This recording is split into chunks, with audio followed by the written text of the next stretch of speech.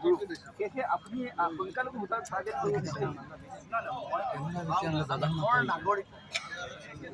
ৰাইজক সকলো জাতি জনগোষ্ঠী ভাষা ভাষী নিৰ্বিশেষে সকলো মই কাকো বিভাজনৰ ৰাজনীতি মোৰ হৃদয়ত নাই বিভাজন আৰু ধৰ্মীয় সংকীৰ্ণতাৰ ৰাজনীতিক বাদ দি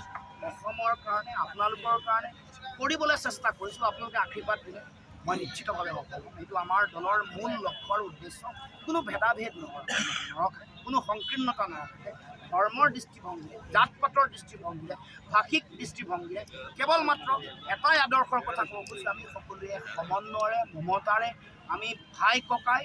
বৰাক আৰু ব্ৰহ্মপুত্ৰৰ সমন্বয়ৰ ভেটি শক্তিশালী হ'ব লাগিব তেহে অসমৰ স্বাভিমান বাচিব তেহে আমি ঐক্যবদ্ধ অসমৰ সপোন বাস্তৱায়িত যিহেতু নিৰ্বাচনৰ আগে আগে প্ৰতিবাৰে দেখিবলৈ পোৱা যায় যে আপোনালোকে এটা মিত্ৰজোঁট গঠন কৰে আৰু সেই মিত্ৰজোঁটক লৈ পেলাই এক প্ৰকাৰ মুখ্যমন্ত্ৰীয়ে কয় যে এয়া টেলিশ্ব'কৰ দৰে যেনেদৰে ৱেব ছিৰিজৰ দৰে হৈ যায় তেনেকৈ মুখ্যমন্ত্ৰীয়ে কটাক্ষ কৰে এইবাৰ মুখ্যমন্ত্ৰীয়ে এইবাৰ অকল কটাক্ষহে কৰিব পাৰিব এইবাৰ অসমৰ জনগণ বিজেপিক উৎখাত কৰাৰ যিটো লক্ষ্য সেইটো সকলো উপনীত হৈছে বিটিআৰৰ ইলেকশ্যন আপোনালোকে দেখিলে নহয় মুখ্যমন্ত্ৰীৰ কাষত থকা যিসকল মানুহ কিমান দম্ভালি মাৰি আছে কেনেকুৱা ভেটি উচন হ'ল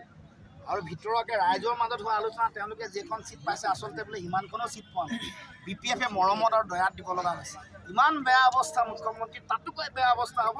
এবাৰ 26ত আচলতে সেইকাৰণে এচাৰ আনিব লগা হৈছে সেইকাৰণে জুবিনদাৰ প্ৰতি অহা আৱেগটোক যেনে তেনে মানুহে বাধা দিব তেওঁ মুখ্যমন্ত্ৰীয়ে চেষ্টা কৰি আছে কিন্তু জনতাৰ হৃদয়ত যিটো আগ্নেয়গিৰি জ্বলি আছে ইয়াক কোনো ত্ৰিপাল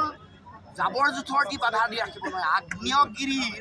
উৎকীৰণ হ'লে কোনো শক্তিয়ে বাধা দি ৰাখিব নোৱাৰে জনগণৰ হৃদয়ত সেই আগ্নেয়গিৰি জ্বলি আছে 26ৰ নিৰ্বাচনত বহুত ধন্যবাদ